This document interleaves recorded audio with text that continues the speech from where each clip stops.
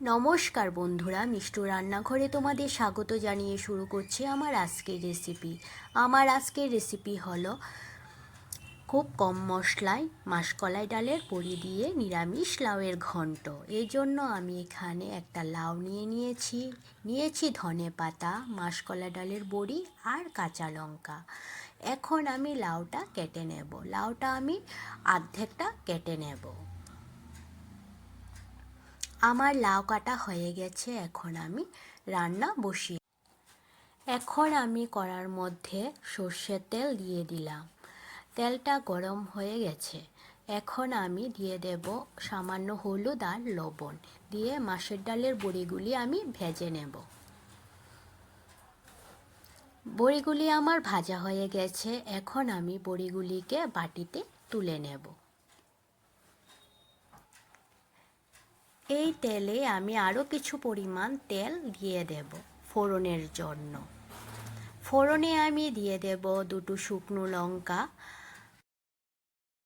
শুকনো লঙ্কাটা হালকা ভাজা হলে দিয়ে দেব আমি 5 ফোড়ন আর দুটো তেজপাতা। ফোড়নটা যখন কালো হয়ে আসবে তখন আমি দিয়ে দেব কেটে রাখা লাউ।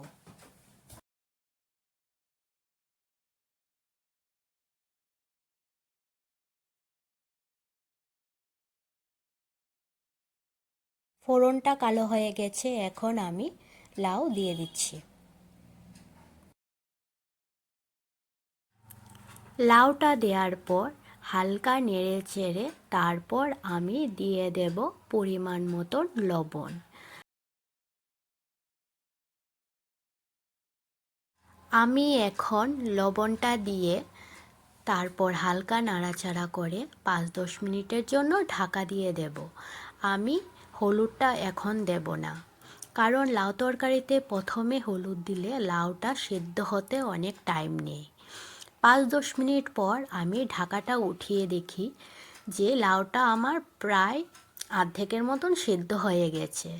এখন আমি দিয়ে দেব পরিমাণ মতন হলুদ,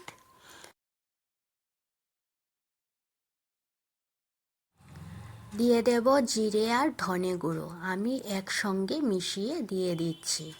আর দিয়ে দেব চেরা কাঁচা লঙ্কা, ঝালটা আপনাদের পছন্দ মতন দিতে পারবেন। আর দিয়ে দিচ্ছি আদা বাটা।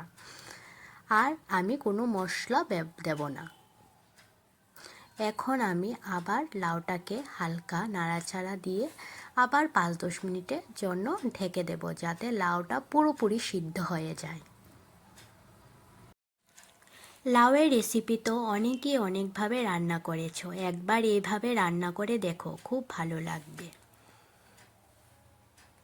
10 মিনিট হয়ে গেছে। এখন আমি লাউয়ের ঢাকনাটা তুলে নিচ্ছি। তুলে দেখি লাউটা আমার প্রায় সেদ্ধ হয়ে গেছে। এখন আমি দিয়ে দেব স্বাদ অনুসারে চিনি।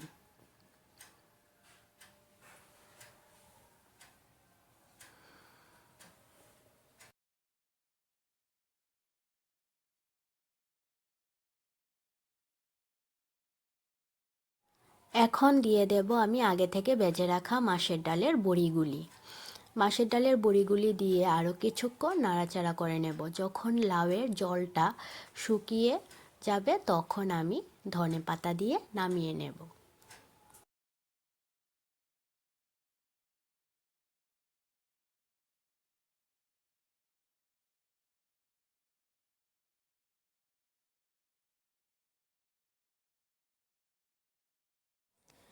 আমার রান্নাটা হয়ে গেছে।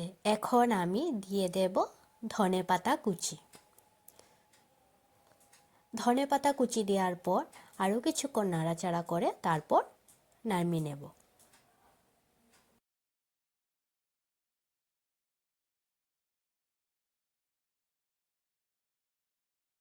আমার রান্নাটা হয়ে গেছে। এখন আমি প্লেটে নামিয়ে নেব। আমার রেসিপিটি যদি ভালো লেগে থাকে তাহলে লাইক আর সাবস্ক্রাইব করে দেবে।